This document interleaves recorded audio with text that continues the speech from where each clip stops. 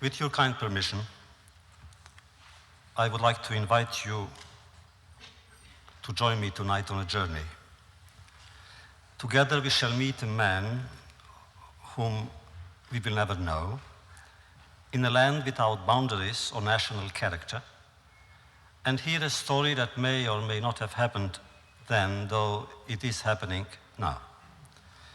Some of you may remember that once upon a time, meaning 17 years ago, we spoke of that man, whom we considered then to be both unusually simple and unusually complex.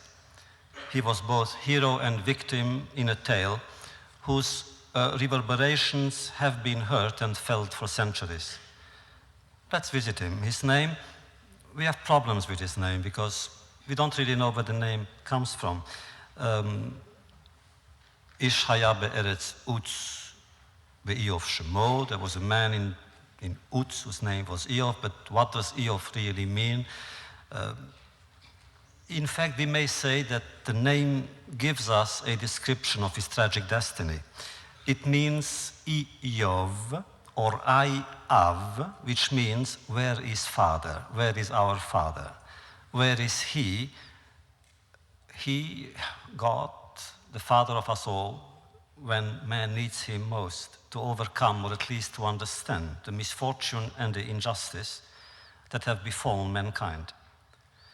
Now, why was he, Iyov, Job, chosen to be tested by God? Why was he driven to curse his own life? What could he possibly have done to deserve such pain, such agony? All that he had amassed in the course of many decades, his possessions, his acquisitions, his memories, all of them were taken away from him. His children were killed. He was alive, but all that was left him was overwhelming disorientation and disgust.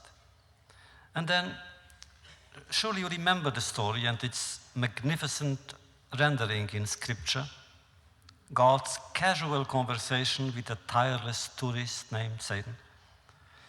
The succession of messengers and their similar, indeed almost identical reports, Job's unfathomable silence and then that of his friends, their sterile, almost pointless dialogues, Job's ways of challenging God and God's way of challenging Job, and then at last you remember this curious, puzzling, disturbing happy end.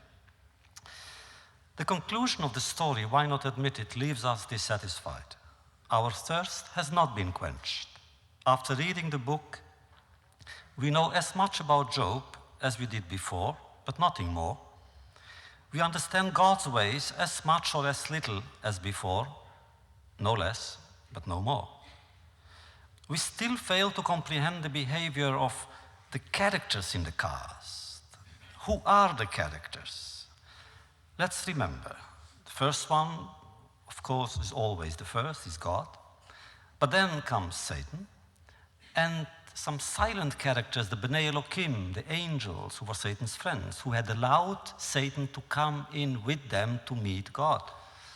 And then we have Job's wife, their children, his friends, and at the end, his new children. The relationship between all of them is curious.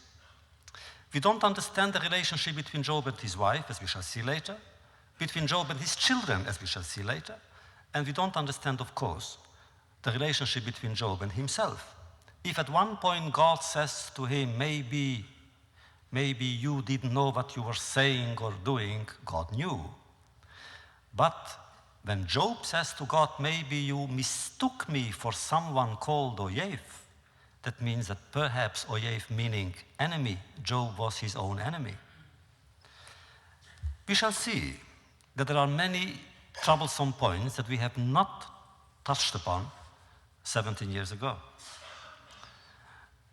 What we have touched upon is the obvious, is the unfriendly relationship that exists between his friends and him, the overwhelming despair of Job, and God's long silence, and then God's long talk, which did not break the silence. But what is the book about? Is it about suffering, fate, rebellion, family relations? Is it about the economic decadence of a tribe? Here was a man who was a capitalist and then became a poor member of the proletariat. Is the book about justice? Or is it about perversion of ideas? These questions and many others have never been fully answered.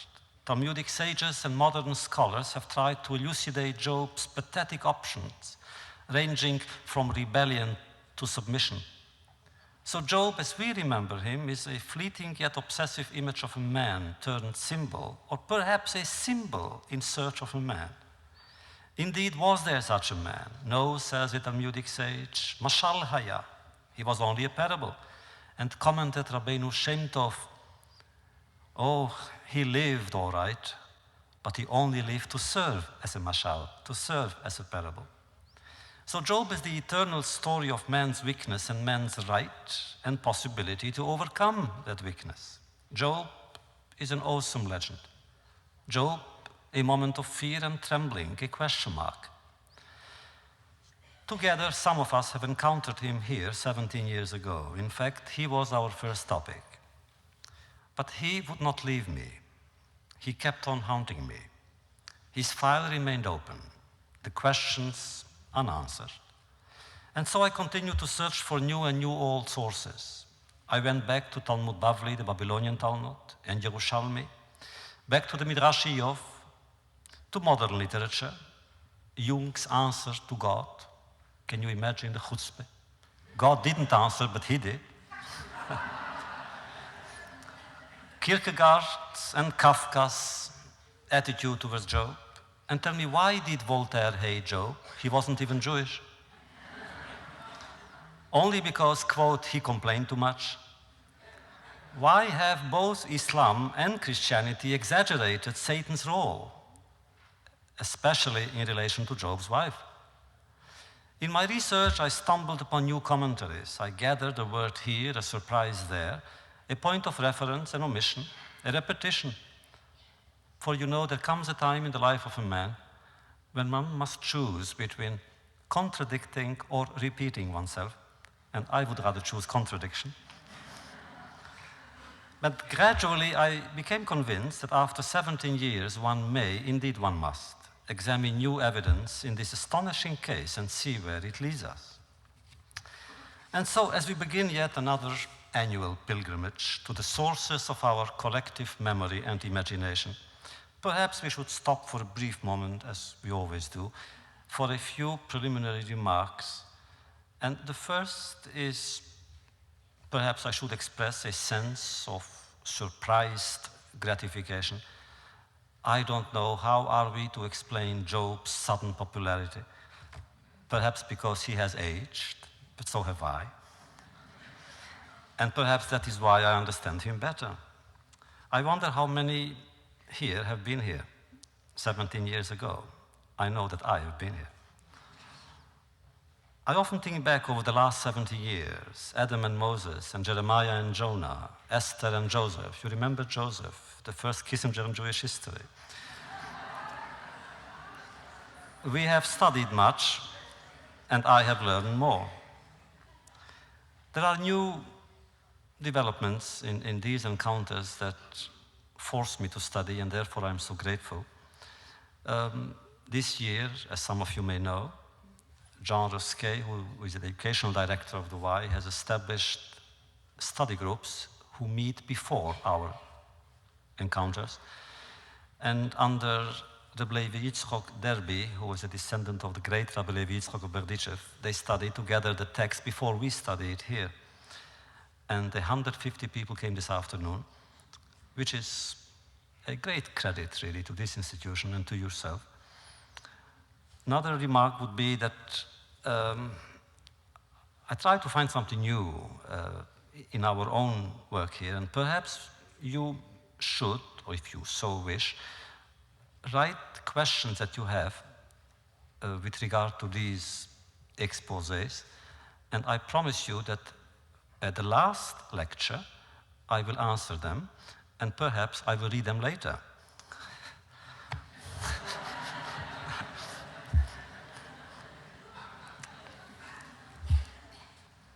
However, what was the leitmotif, the dominant theme, of every one of our encounters held here since we first invited Uncle Job to join us and tell us some of the adventure stories that made him famous? What was it? It was study, commitment to study, passion for learning. What is a Jewish tradition if not a journey within language? Sometimes a journey of silence making its way through words. What is the Jewish tradition if not an obsession with justice for words and with words? An obsession with an idea forever the same, the idea of man's need of humanity as reflected in God's. The idea that in spite of obstacles, communication after all is possible. That words are vehicles, not weapons. That prayers can be received and offerings shared. Adam chose knowledge instead of immortality, but then to us knowledge is immortal. What Moses heard at Sinai, we repeat to this day. What Rabbi Akiva saw when saying Shema Yisrael, we see when we respond, Baruch Hashem Kvod Malchuto. Words can grow and age and mature, and therefore some gain to be repeated. Some of you may remember the old Yiddish lullaby, which is the most beautiful one, Oifen Pripetschik brennt auf Feuer, und in Stub ist heiß. That is what the Jewish mother would sing to her child. And what did she say?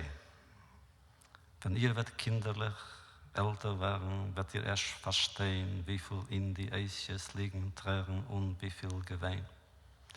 When you will grow, only then will you know how many tears are in these letters, says the Jewish mother to her child. Oh yes, we know about the tears, but we also know about the joy. We know about the fire. The little flame became a gigantic fire which consumed mankind's illusions, and yet our song continues to reverberate in our heart, and our thirst for learning remains as strong as before. Ha-fochba ve-ha-fochba de kulaba. Turn to Scripture. Return to it again and again. It contains all the possibilities, all the legends that have shaped our attitudes to life and memory. Without the Torah of Israel, what would the people of Israel be like? That is why we are told, Vehagita ba yomam valayla. We are ordered to study day and night. Young and old, rich and poor, no one is exempt from study. The poorest of the poor Jews in Eastern Europe, in my town and in others, deprive themselves of food and clothes so as to hire a melamed, a teacher for their children, something Job failed to do.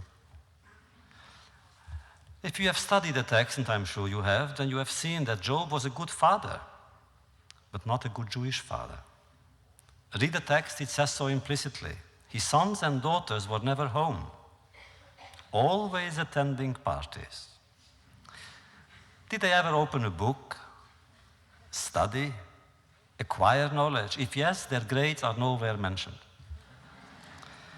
That their behavior was not the best is clear from the story itself. Job, we are told, had some suspicions about them, and therefore he brought offerings to God. He was afraid.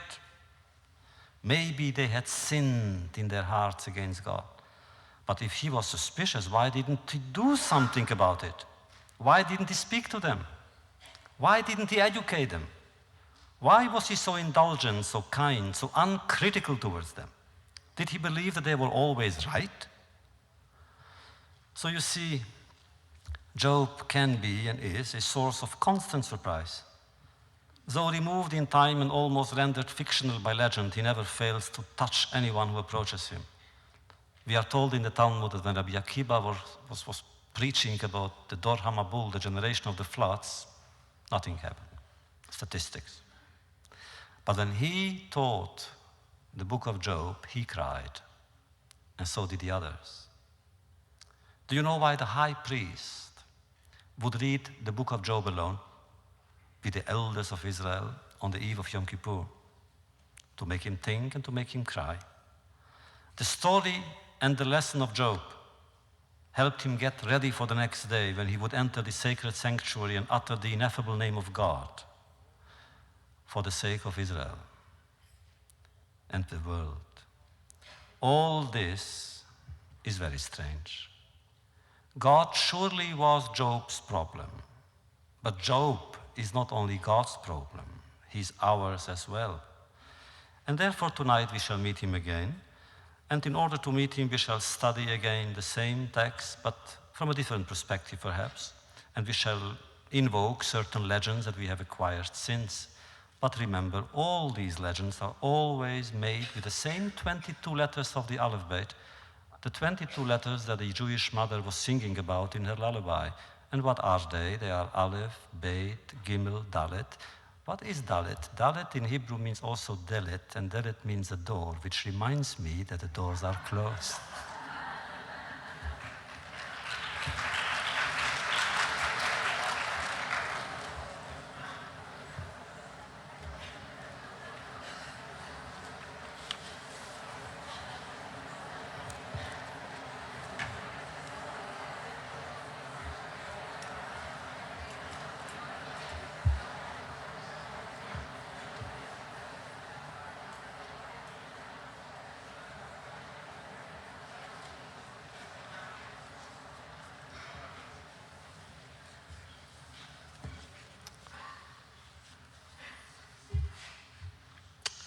So let us start again.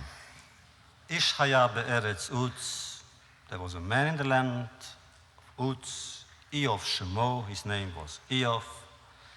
Vehaya ha'ish hahu, and that man was Tam, ve'yashar, v'irei Elokim, v'sar mirah. He was upright and good and fearing God and turning away from evil. Now, the problems, you found them already. We don't know where the land of Uz is. We don't know who Job is. Usually, in the Jewish tradition, we always get the name of the father. It should be Eov ben, the son of someone.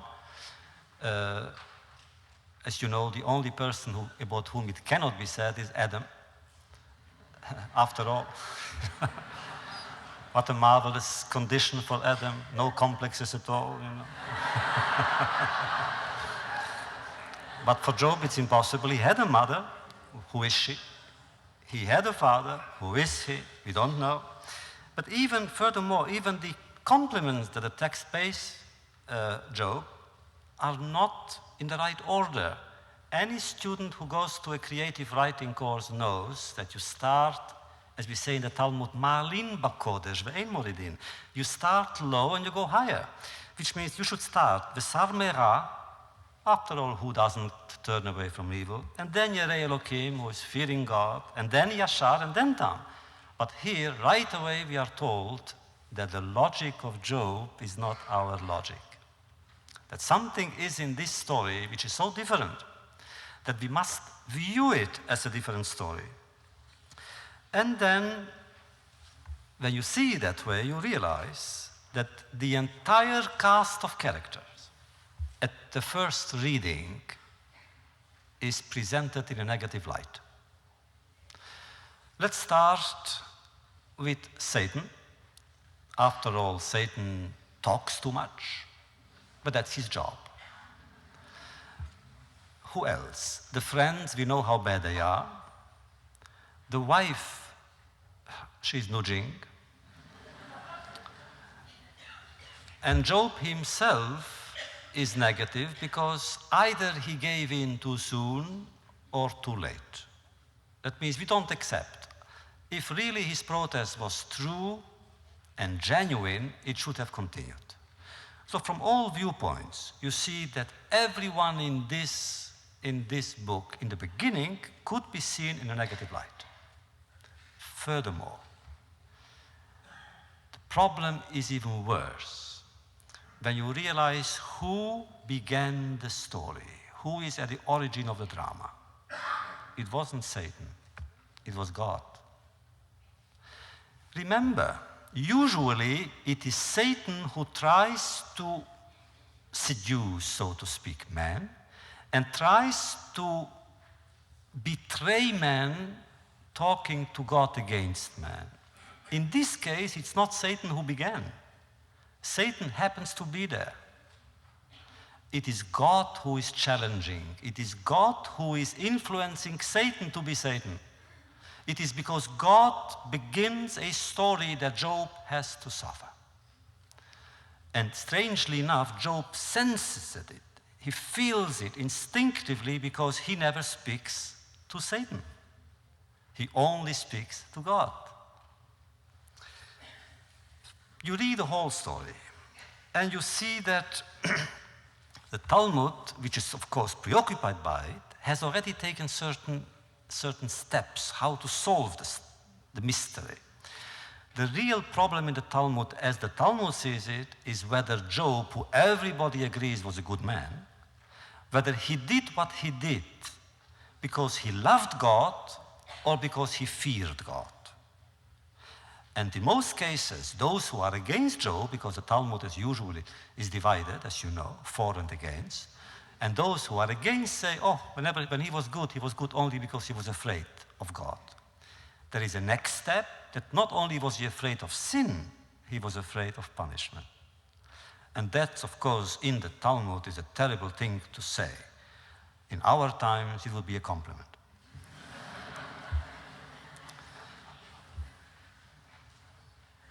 Read the text, and you see the tragedy, because a tragedy has some comic connotations. The next sentence, when you read in the narrative, is what? We take the reader up in heaven, and we listen to a very strange, bizarre conversation between God and Satan. On the surface, the dialogue is banal, inconsequential, almost gossipy. Did you happen to meet my friend Job? Yes? Is he well? Isn't he marvelous? You read the exchange of words and you realize that they lay the foundation for Job's trial and punishment. What begins with a harmless conversation ends in intolerable pain. God praises Job only to force Satan to oppose him. And that is the impression one gets from the text. God's compliments are meant to arouse Satan's envy, Satan's jealousy, Satan's criticism. And Satan understood it, otherwise he would not have dared to go on contradicting God. Satan was only an instrument, and therefore he disappeared later so quickly. But one thing we have seen, it was enough for God and Satan to talk, for Job's quiet and serene family life to be totally shattered. A messenger arrives with bad news. He has hardly finished when a second one arrives with worse news, and the third with much worse news: destruction, catastrophe, death, and murder. Each time, each messenger ends his report saying poetically, "And I alone escaped to come here and tell the tale." I had problem with this passage all the time. The problem is, how come that Job believed them? Any psychiatrist will tell you that the first impulse is to reject such a report. When a person gets a bad medical report about himself, herself, or about friends or family, the first thing is, it cannot happen to me. Especially in this case, when it's against all the laws of chances, that all these catastrophes should happen in one day to the same person and the messenger saying the same thing. Job normally should have said, "Come on. This is a script. Somebody has written a bad script." Or he should have said, "It's a bad dream. It cannot happen to me." Instead, Job believes them. Why does he believe them? And my feeling is he believes them because of another problem that the Talmud poses and answers all the time. You know, the old joke is not a joke. Was he Jewish? The Talmud, in 99 cases, says he wasn't Jewish. And they go to great length to prove, all the Talmudic sages, that he wasn't Jewish. He was a counselor, he was this, he was that, he wasn't Jewish. He was a prophet to the Gentiles. He was even the Messiah to the Gentiles, but he wasn't Jewish. And yet, we study Job. We love Job. We take him, as we shall see later, we take him as the basis for our thought and prayer. What does it mean, really? Remember that also, that we Jews are not only concerned with Jewish suffering. Anyone who suffers, be it Job who isn't Jewish, we are concerned. And that is the universality of Judaism. However, there is another reason, I believe. Job believed the messengers because he wasn't Jewish.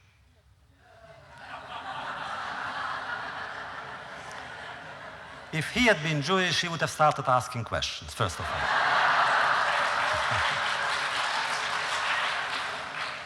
Are you sure? Really?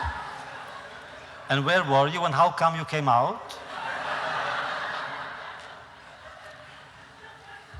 Unfortunately, we have seen it.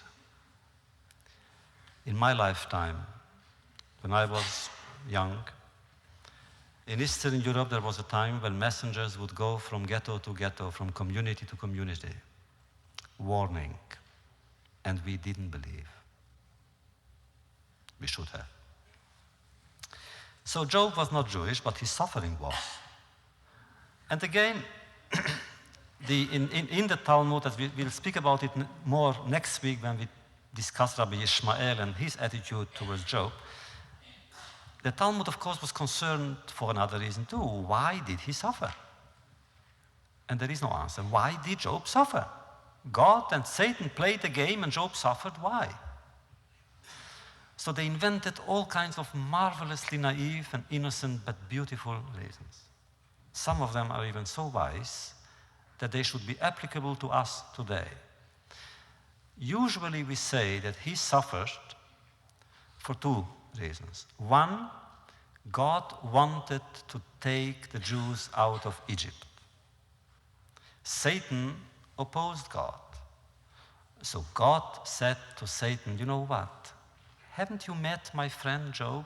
Take care of him a little bit. And while Satan was busy torturing Job, God surreptitiously saved the Jews out of Egypt. Thank you, Satan. Another reason, which is more beautiful, that Job was one of the three advisors in the court of Pharaoh. And when Moses came and said, Shlach et ami, let my people go, Pharaoh asked his advisors what to do. So the good one, Jethro, said, let them go. The bad one, Bileam, said, don't let them go. Well, he needed a decisive vote. So he turned to his third counselor, Job. And Job kept silent. Says the Talmud, because of this silence, he had to suffer. Silence in such case means indifference, and indifference in such case is a crime. Indifference to evil is evil, because in times of danger, indifference never helps the victim, only the aggressor, the oppressor, the killer. So we see that Job doesn't fare too well in the Talmud, because he had sinned, and if he suffered, it's because of his sin. There is another character in the book whom I love. His wife. She is the victim of victims. Poor wife. Her role in the beginning is that of an antagonist, for no reason, even an irritant. And the text really is, I think, unfriendly to her and unfair. She is present but mute. Her only contribution to the story and to the whole book is one line. Really, one line. And what is the line? Barech et Elokim vamet. Curse God and die. Having added to her husband's despair, she withdraws behind the stage and stays there, observing but unobserved until the end. And suddenly she becomes an object rather than a subject in her own story. And I am asking, why such injustice? After all, whatever happened to Job also happened to her. Granted, when God talked to Satan, he, perhaps tactlessly, inquired only about Job, not about his wife. But is that a reason to ignore her altogether? Weren't they part of a family unit? Weren't they joined in marriage? When Job lost his wealth, she too was left with nothing. When Job lost his children, weren't they her children as well? The ordeal intended for Job affected them both. But then why is the entire book about Job and not about his wife? Let's imagine a book written by her or about her, would she be as ungenerous towards him as he seems to have been towards her? When he snaps at her, I cannot even translate it in good English. This is not Job, a character in a holy book. He shouldn't talk to anybody like that. And surely not to his wife. What did she say? What did she do? She had simply offered him an option. But after all, isn't the whole book about it? That means the book explores attitudes towards injustice. Suffering as a form of injustice. So we have all kinds of attitudes. Passivity. In the beginning with Job, in the beginning accepts. Or suicide, which she advocates. When she says, Barechet Elokim v'meit, curse God and die, that means she's offering him, you know what, if that's the case, suicide. Why not? It can also be, of course, Tziduk Hadin, Kiddush Hashem, to accept God's ways as he does in the beginning. And it can be rebellion, as he also chooses an attitude. But for offering an attitude, an option, must she be rebuked and sent out for the entire book? If ever there exists a male-oriented book in Scripture, is Job. Now tell me, aren't you glad that he isn't Jewish? And yet the book has been included in the canon. Its lesson has become part of our collective consciousness. And only now do I realize, really, how much we owe that book. Take, for instance, the laws of mourning. They all derive from Job. You remember in the text, he put ash on his forehead. He tore up his clothes. He sat on the floor. He used the ritual expression Ad Hashem Natan, Ad Hashem Lakach, Yehi Shem, Ad Hashem Mevorach. God has given, God has taken, may his name be blessed. And then he withdrew into himself, delving in his own anguished memory. And the 3 friends who came to visit him remained at a certain distance. This is the law. This is how we should behave towards someone in mourning. At first they looked and they looked. They listened. That's the law. We must give the mourner the initiative, not to spring surprises on him, not to ask certain questions that would hurt him or her. It's the mourner that dictates our behavior. And we take it from Job. Even the law of Shiva, to sit 7 days, comes from Job. And some of you may have studied these laws. And I submit to you that these are the most compassionate, the most poignant, the most beautiful laws in recorded history. There isn't an area in legislation, in behavior, in theory, in practice, in which our sages have invested more effort, more imagination, and more compassion than the area of mourning. We owe it to Job.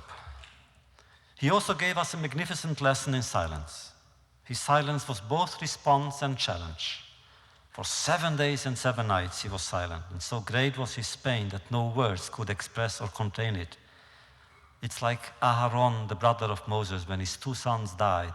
The text simply says something which I would give up all my books if I could have written these 2 words. Vayidom Aharon. And Aaron kept silent.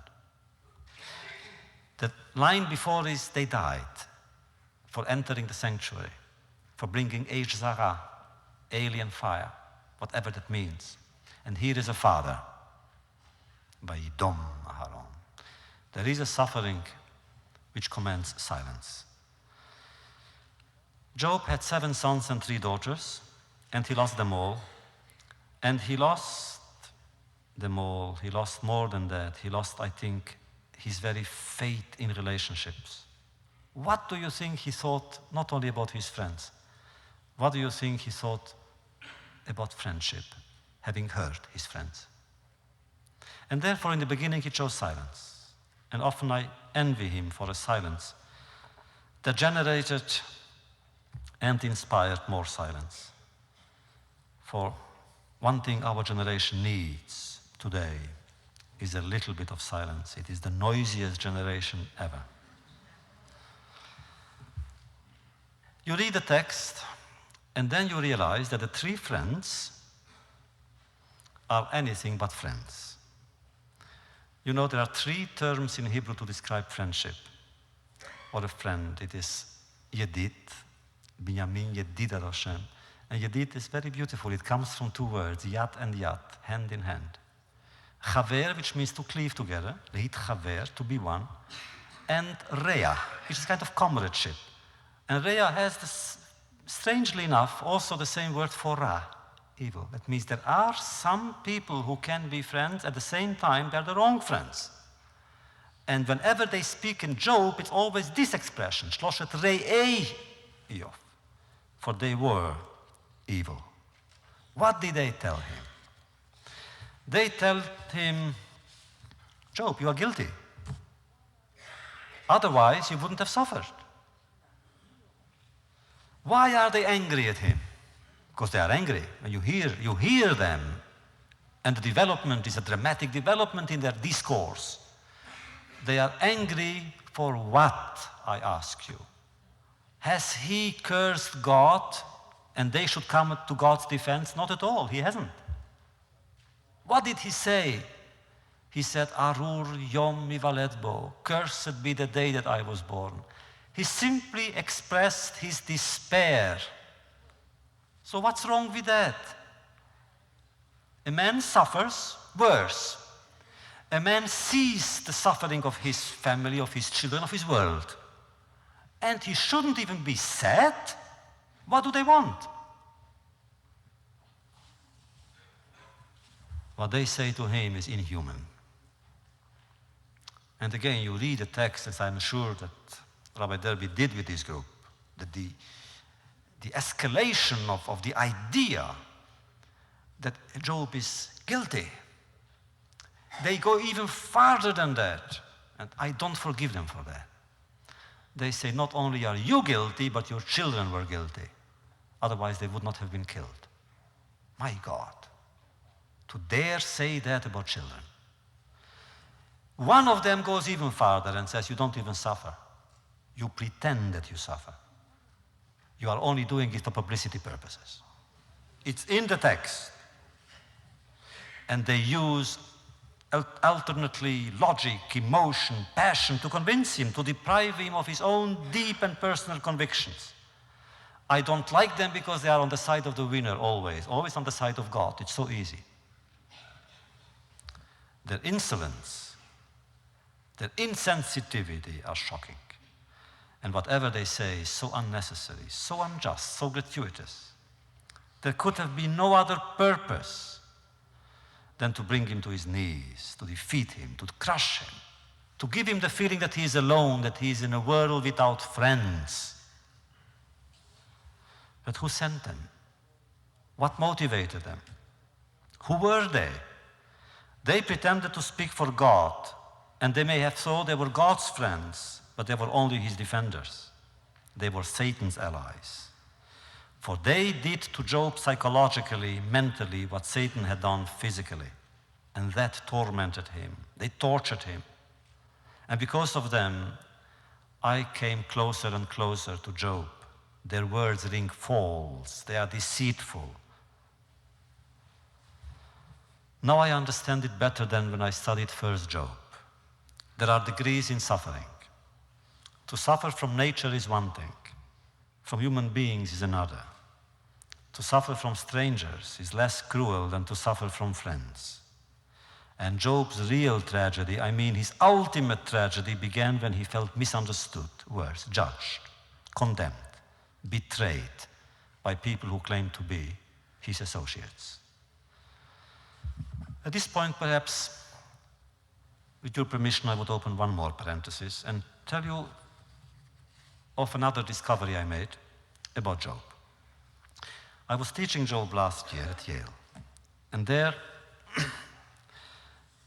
I had colleagues whose field is ancient literature, and one of them, Professor Bill Hallow, showed me some extraordinary texts from the late Babylonian period, some 800 years before the era, the Common Era.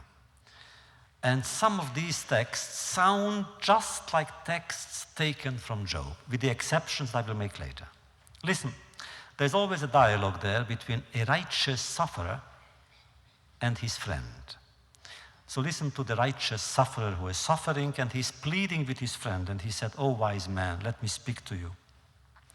Then will I, the sufferer, not cease to revere you.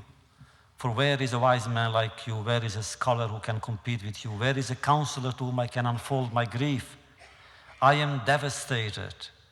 I am in the depths of distress. My father and my mother left me unprotected. My body is exhausted, weak from emaciation. My good fortune is past. My security has gone. Does a happy life still await me? I would like to know." And the friend answers, "O palm tree, tree of abundance, my honored brother, endowed with all wisdom, golden jewel, you are as steadfast as the earth, but the plan of the gods is concealed.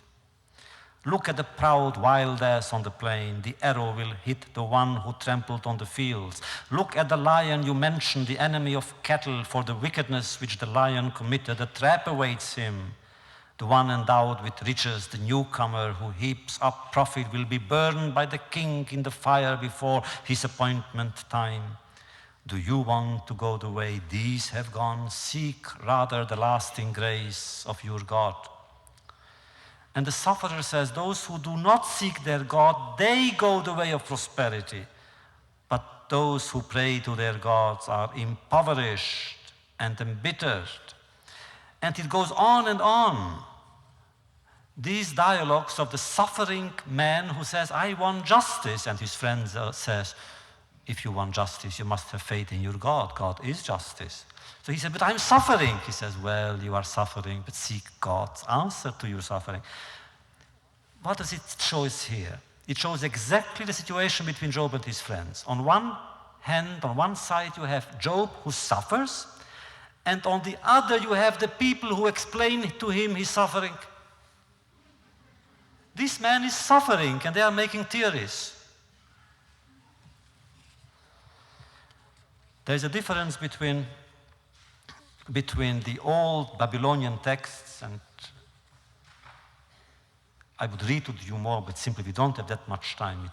They are beautiful texts. The difference is that it's true that the problem of theodicy has already preoccupied ancient people, ancient scholars and poets. But the difference between the Babylonian text and Job is that in the Babylonian text there is nothing but dialogue, only argument and counter-argument, and there is no development. While in the book of Job there is a marvelous, creative approach. It moves from verse to verse, from chapter to chapter. The characters develop their own rhythm and they invoke their own destiny. The other difference is that in the Akkadian and Babylonian text, the sufferer speaks only to his friend, never to God. In our text, Job speaks always to God. Even when he speaks to his friends, he speaks through them, he speaks to God. They only serve as instruments of communication because his quarrel is not with them, it's with him. But then they often fail to understand him altogether. They comprehend only his silence, which is to their credit. But when he speaks of his problems, they are not there.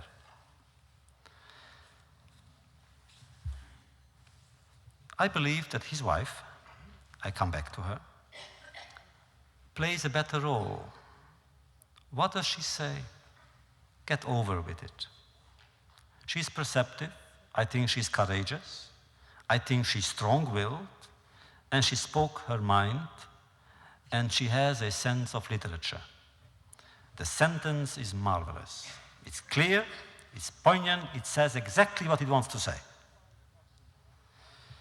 What does she say? She knew, she's too wise not to know that man can never defeat God, not even in a theological argumentation.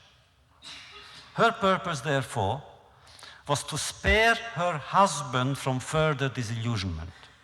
She wanted him to die before the 3 friends came. Good for her. Why wait for them and be exposed to more humiliation? Die now. You cannot win. And furthermore, but maybe we should take her words literally. Barech et Elokim vameid, we say curse God. Because very often in this context, rather than say curse, we say barech, the opposite. But maybe she meant it. Maybe she really said, Barech et Elokim vameid, die while blessing God. Why curse? Bless him and die. And this is Kiddush Hashem. And therefore, he's harsh with her. I think he shows no respect for her feelings, for her sorrow, and for her identity. He shows no compassion towards her and no appreciation for her advice and her assistance. And she is hurt. And maybe that is why she withdraws. Maybe that is why she is no longer there on stage. After she has said what she had said, she disappears. But you sense her presence. She is there, all right. There is one midrash that says that she died, but she didn't. She was there. And you know why? We will see later. How we know that she was there. We know that she is brooding, and she is right. Because I think she is the only good person in the play. But then, let's also be tolerant towards her husband's impatience, his restlessness. His entire being is one open wound. No wonder that he is quick to insult. Her solution was radical but too easy. After all, you don't solve metaphysical questions with sweeping generalizations. But in the process, as we said, there are attitudes that suddenly come into the open in the text. Suicide, which is surgery. You curse God and you die, and finished. The play is over. Curtain. You may also formulate philosophical questions in a way that make all answers impossible or implausible. You may also accept the answers in advance before the questions, and in so doing you reject all the questions. For Job there is no answer, for his friends there are no questions, and for Job's wife neither are valid. But the book is also, I believe, not only about suffering. It's about the problem of injustice. And the book clearly approves of its hero. Job is described as honest and pious and hospitable. And the Talmud goes even farther, comparing him to Abraham. You know, the Talmud says, had Job spoken without anger, which means he might have said the same words, but without anger, we would have included him in our daily prayers. And we would have said, Elokei Abraham, the God of Abraham, Elokei Yitzchak, the God of Isaac, Elokei Yaakov, and the God of Jacob, Elokei Iyov, and the God of Job. But he suffered and he chose anger. Why did he suffer? Because of a deal made by God and Satan. On the surface, the answers appear to be yes. But beneath the surface, it's more puzzling. I believe that of all the injustices done to Job, do you know what is the greatest? What I think is the most humiliating, the most demeaning, is the fact that never does he learn the truth and the origin of his story. If God or Satan had stopped the play at one point, at the end, and said to Job, friend, do you know how all this began? You did nothing wrong. It was really a wager between me and Satan. I think Job was entitled to know the truth. He never learned the truth. And therefore, throughout his journey from despair to despair, he gropes in darkness. He experiences the melancholy of a man like Kafka's hero waiting for the door to be opened, to be admitted inside the law.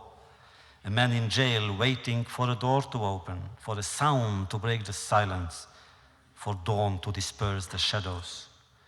Read his discourses and you will marvel at his striking imagery. The metaphors he uses, and he uses frequently, often refer to imprisonment. There is always a person lying in his room, riveted to his pain, or there is a person, a fetus really, closed inside its mother's womb. Job is alone, and he says it in other words. He also realizes that as a human being he is mortal, thus vulnerable, and thus easily reduced to dust, hence his humility. Even when he is angry, he speaks without arrogance. So humble is his language, I'm sure you realized it, that many of his lines are being used in our liturgy on Yom Kippur. What is man, he says, and we repeat after him on Yom Kippur? Only a shadow.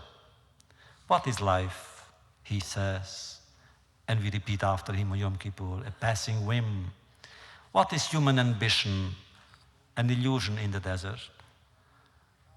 I quote, our days are those of a hireling, and we repeat after his quote in Yom Kippur. What is a man? What is man that you should magnify him? What is man that you should as much as notice him? Listen further.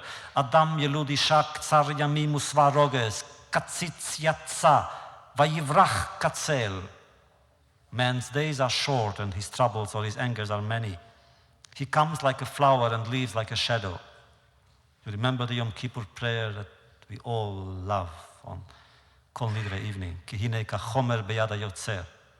We are like pottery in the hands of the potter, like a ship in the hands of the captain. We are instruments in the hands of the artist, the worker, the creator. Note one omission still in the many examples of the Kihine ka chomer. It is never said, it is never hinted that we are like a toy in the hands of a toy maker, because no human being is a toy. Anything else but a toy. But then, what about Job?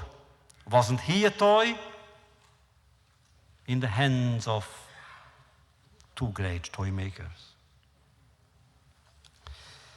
The Midrash, as you know, does allow Job to guess, but only for a fleeting second, to guess that maybe it was a game. For maybe you remember, you have studied it. This legend is the only one I repeat from 17 years ago, which I like because it's beautiful. It is at one point, Job trying to understand. He wants to understand what is happening. He turns to God, he says, maybe mine is a tragic, but only a case of mistaken identity. Maybe you confused Eov with Oyev.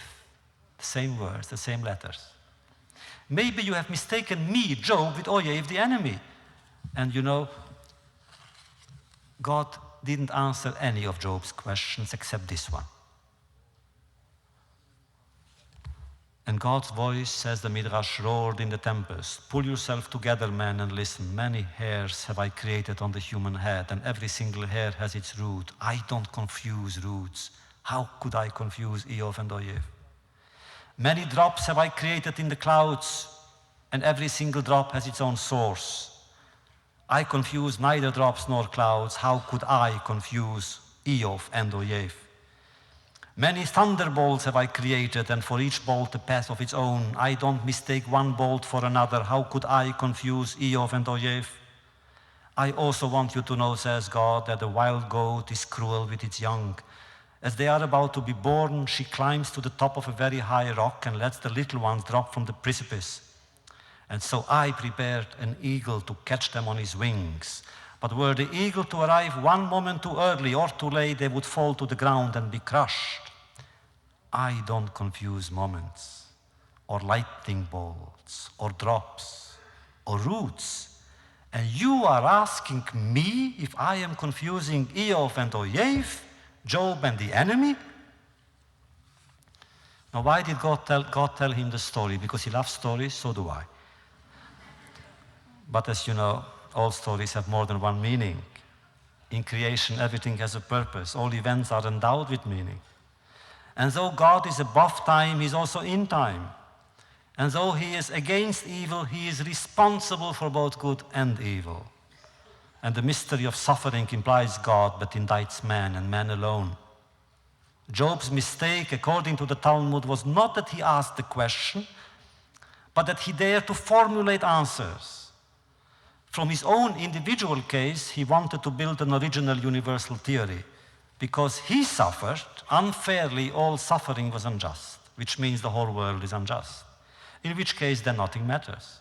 If both the just and the unjust get what they do not deserve, or if they get the same thing, then the principle of justice has no meaning. Comments the Talmud, and I quote, Job's theory had but one aim, to remove the idea of justice and fairness from human existence. The just was born just, and the wicked was born wicked, Job said to God. And you, God, made them what they became. In that case, everything is your doing. But then why is the one rewarded and the other punished? God's answer is powerful and crushing. It questions not Job's ideas, but the perception on which they are based. Where were you, he said, when I laid the foundation of the earth? Speak up if you have understanding. Actually, at this point, my friends who are judges or lawyers will tell you that Job should have demanded that God's question be ruled out of order. It is absolutely irrelevant. It is unrelated to the accusation. It's absolutely not related to his torment. After all, Job's question is not, or the question is not where Job had been when God created heaven and earth. The question is where God had been when Job underwent agony. But if Job chose to remain silent and listen, it is because God had criticized him for using, and I quote, words without knowing what they mean. And from the moment Job doubted his own language, he knew that his case was lost. Said the Midrash, when God addressed Job out of the whirlwind, he spoke as a pupil addressing his teacher. A strange role for God, isn't it? He chose it for one purpose only, to confuse Job. Job had expected God to speak to him as judge, king, or even father, not as pupil. Pull yourself together, said God. I am going to ask you certain things, and you better answer me. And to increase his sense of bewilderment, God directed his attention to the greatest mystery of all, that of Maaseh Bereshit, the mystery of the beginning, saying, did I ask you for advice on how to create being out of nothingness? Do you know the laws that govern nature and the universe? On what does the universe repose? You don't know. Does it mean that it doesn't exist? But there are innumerable things that you cannot see. Does it mean that you should not have faith in them or in me, says God? What about your soul? Can you see it? And yet it exists. So God did not deny Job's right to question the validity of his own tragedy, only his determination to generalize it, and therefore turn human pain and divine intent into abstraction. Job does with God what the friends of Job did to Job. They took concrete pain and turned it into abstract notions, and Job, did the same when he spoke to God. Now, I think so, that when he did that, he almost became his own enemy, because he spoke like his friends. And they were wrong because they claimed that his suffering was justified, that all suffering is justified. But he was wrong because he said that no suffering is justified. They were guilty of refusing to understand someone who is suffering. But Job was guilty of not understanding someone who witnesses suffering. But again, they are all guilty of reducing human anguish and torture to theories. And therefore they were all rebuked by God, the friends more so because they had no excuse. Job had. Also, he needed God, whereas they invoked him only as pretext. Job needed God to convince himself that although he himself didn't know the answer, God did. Job was ready to accept divine injustice, but not divine indifference. If God is not present in history, then history is absent from human conscience. If God is God, God is at the beginning and at the outcome of all our endeavors. How did the The great Rabbi Zusia of Onipol put it, I don't mind suffering as long as I know that I am suffering for the sake of God. Job's attitude was somewhat different. He didn't mind suffering as long as he knew that his suffering came from God. Did he acquire such a conviction during his 2 dialogues with God? No.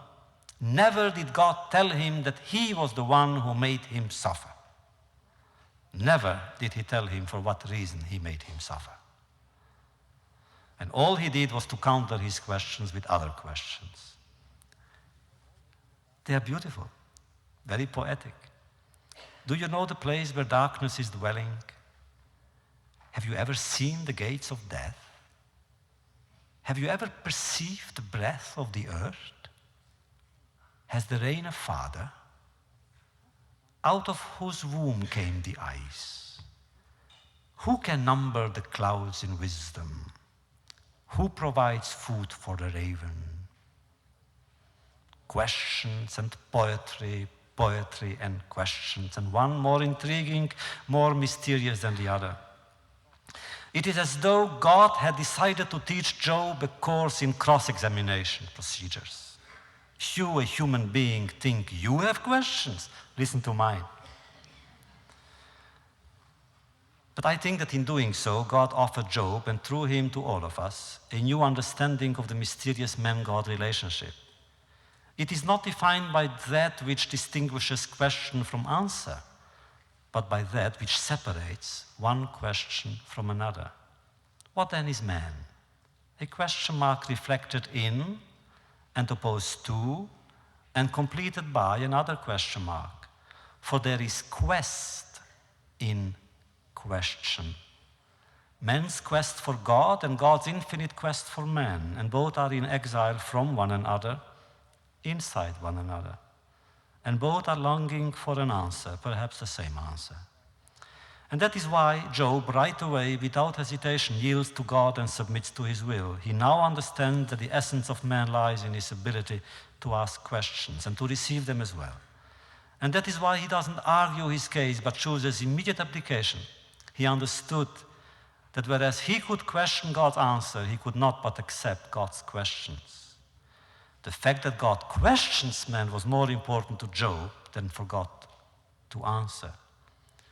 Is there a greater tribute the Creator could pay to his creature?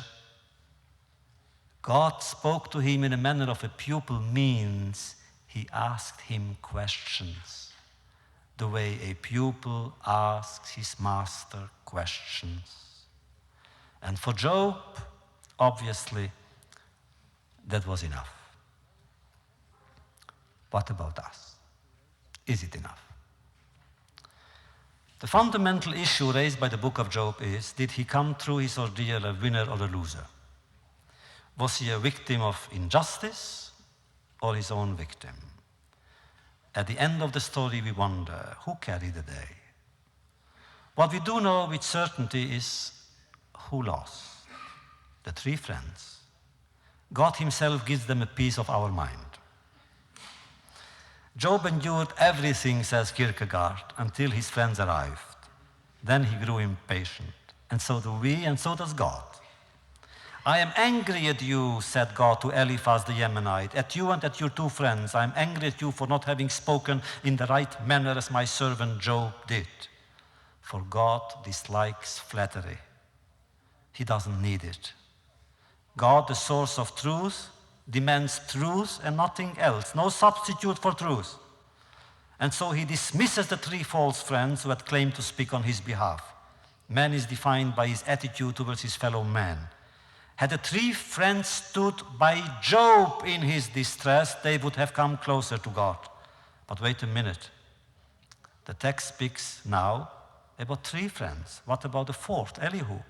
He also appears. He appears at the end on the stage, just before the denouement of the plot. What happened to him? You read the text. He is the most vicious of them all. He repeats their arguments, but uses insolence all his own. From the text, it's clear that he is the youngest. He is ebullient, arrogant, offensive. Why has he arrived so late? He came when he felt that Job had already been weakened by the others. He came only when he thought it was safe to speak against Job.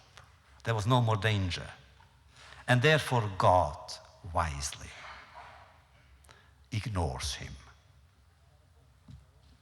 Elihu is a character in the play to whom God doesn't even refer. No wonder that in some sources he's identified as the reincarnation of Satan, who uses him to stage his own comeback. Of course, the total losers, humanly speaking, are Job's children. Alive, they were unhappy. They must have resented their father's constant and possibly unwarranted suspicion, and that they were maligned by their father's friends. They never had a chance. They died too young. The injustices inflicted upon them cannot be corrected. But what about the chief protagonist, about Job himself? For him, the outcome seems quite ambiguous. He won because his 3 or 4 adversaries lost. Still, did he in fact lose because God won? Here the logic is of a different nature. God's victory does not necessarily mean man's defeat, quite the opposite. It illustrates man's participation in that victory, and the other way around. When God says in the Talmud, Nitzchuni banai, my children's victory is mine, says God.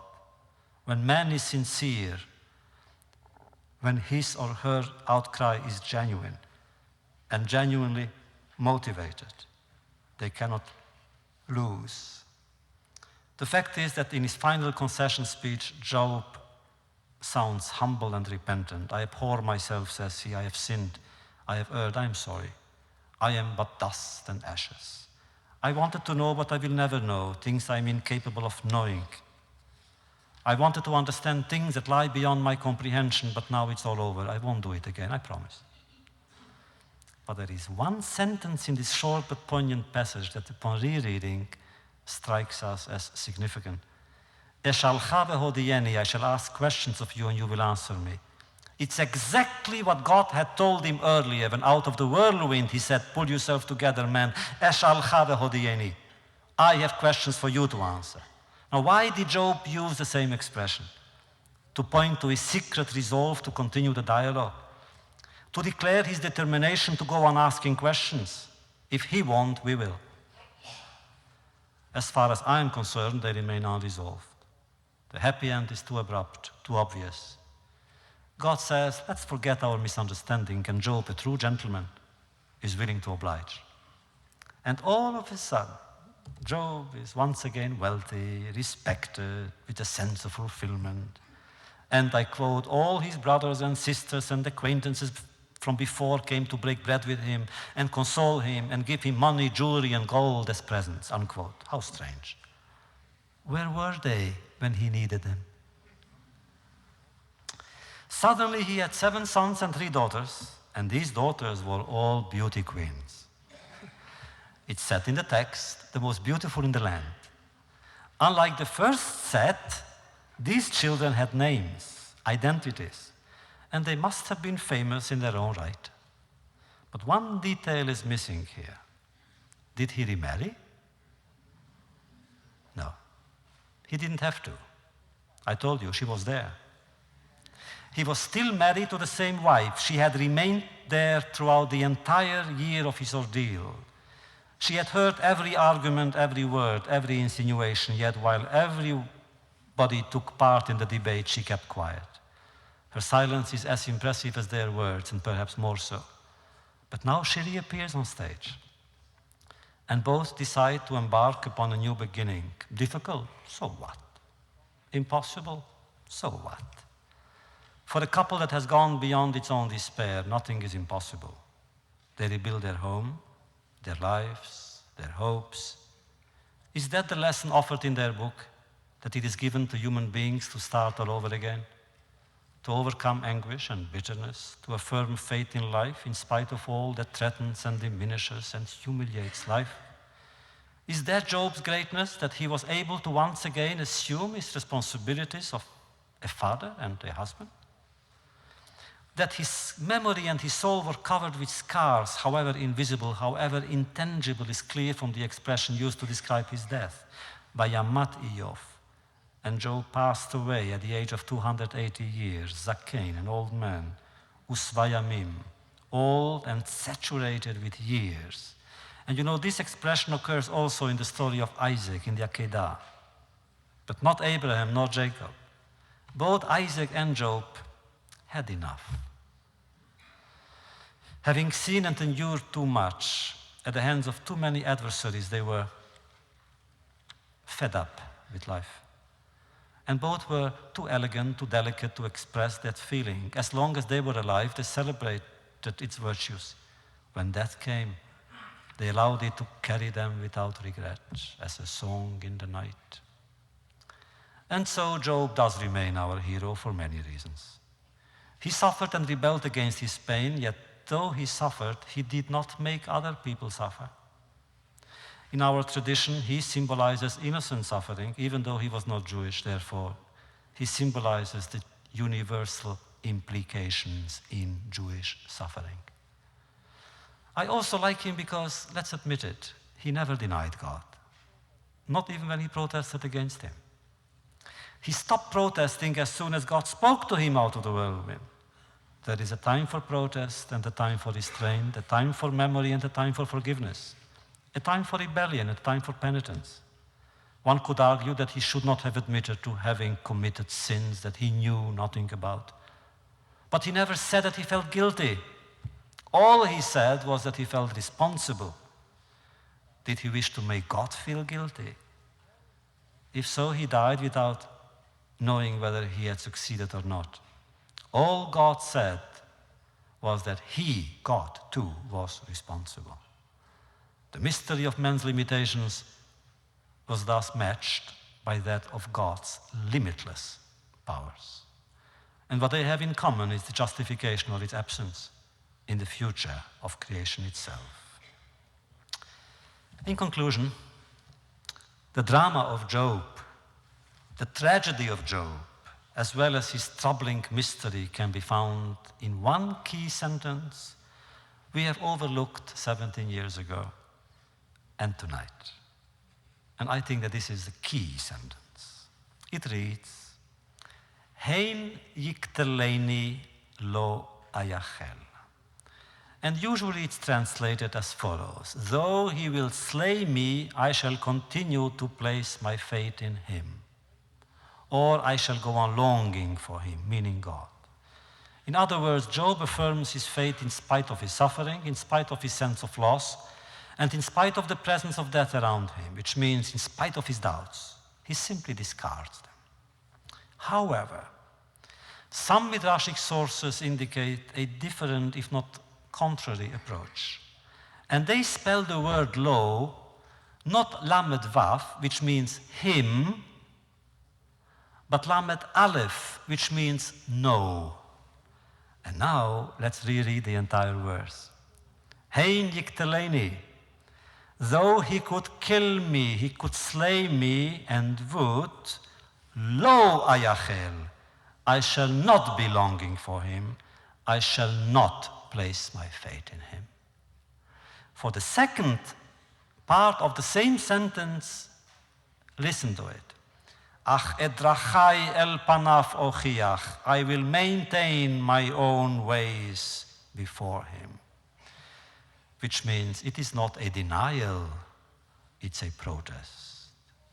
And so the question whether Job did or did not lose his faith is condensed in this one brief verse. Is there an answer? Perhaps we could state, using Talmudic precedents, that Eile ve'eile divrei Elokim chayim, both explanations, justified by God, may be true. But aren't they contradicting one another? Precisely. The Talmud teaches us that there is nothing wrong with paradoxes. It is not given to man to solve contradictions, but to assume them, to live them, and in moments of grace, transcend them. But there exists a third explanation. You know, on the other hand. It is possible that there is no contradiction. It is possible that Job kept his faith and rebelled against it at the same time and doing the same thing and saying the same words. It is possible that having reached the height of his despair, he achieved something new. He showed us that faith is necessary to rebellion, but that also rebellion is possible within faith. There exists a time when the two are intertwined so as to strengthen one another instead of negating one another. Ultimately, poor Job. We feel such sadness when we think of him. He learned that he lived in a world that was cold and brutal and cynical, in a world without true friends. It is in such a world that God seeks to join man in his solitude. The story of Job, a story to denounce hypocrisy. Job thought that God had mistaken him for an oyev, an enemy. And yes, the four letters are interchangeable. Aleph, Yud, Vav, Veit. But there is another way of arranging those letters, which is Avoy, which means alas, Oi. But I prefer to see the name, because after all we are the people of the name. I prefer to see Job's name in a different light, and to use a manner which some mystics or Kabbalists like to use, the Gematria. Numerically, Iyov, Job, is 19. And I found another word in my vocabulary which also numbers 19. It is Aleph, Chet, Yod, which means Achi, which means my brother Job. My brother. Our brother. Thank you.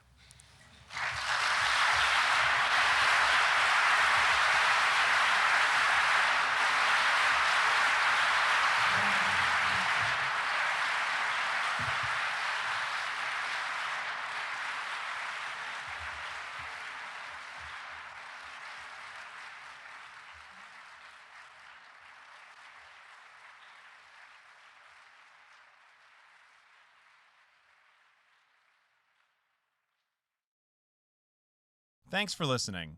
For more information on 92nd Street Y and all of our programs, please visit us on the web at 92y.org. This program is copyright by 92nd Street Y.